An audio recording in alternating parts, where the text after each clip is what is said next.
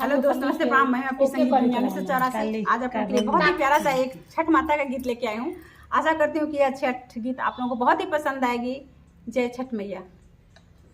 चलिया वाहे मैया चलिया हो, चलिया वाहे मैया चलिया हो, मैया नदिया के तीरे तीरे चलिया हो, मैया नदिया के तीरे तीरे चलिया हो।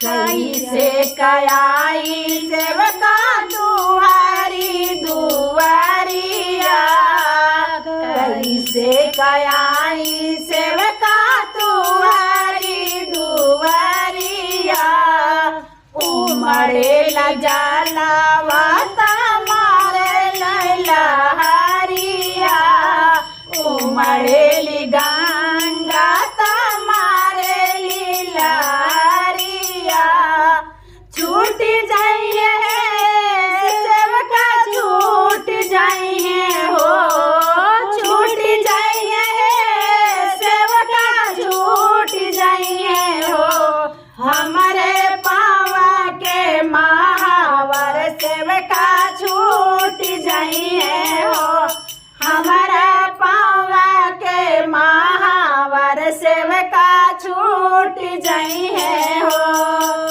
लगाई देबो है मैया लगाई देबो हो, लगाई देबो है मैया लगाई देबो हो, तुअरे पावा के महावर लगाई देबो हो, तुअरे पावा के महावर हम लगाई देबो हो।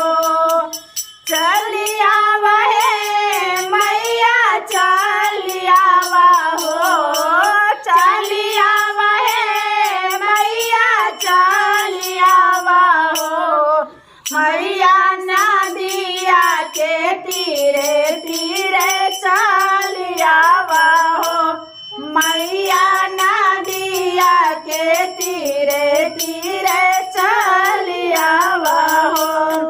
कैसे कयाई सेवका दुआरी दुआरिया, कैसे कयाई सेवका दुआरी नागरिया, उमड़ेली गंगा माता मारेली लहरिया, उमड़ेली गंगा मारेली लहरिया, भीग जाइए सेवका भीग जाइए हो, भीग जाइए सेवका भीग जाइए हो, हमारी लंबी लंबी केसिया सेवका भीग जाइए हो, हमारी लंबी लंबी केसिया सेवका भीग जाइए हो।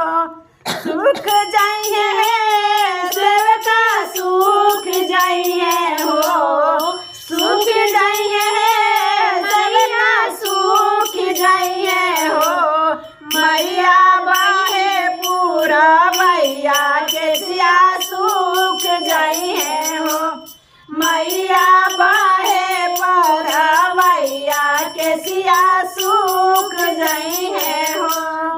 चलिया वहे मैया चलिया हो, चलिया वहे मैया चलिया हो, मैया हमारे नागरिया तू ही चलिया हो, मैया नदिया के तीरे तीरे चलिया हो।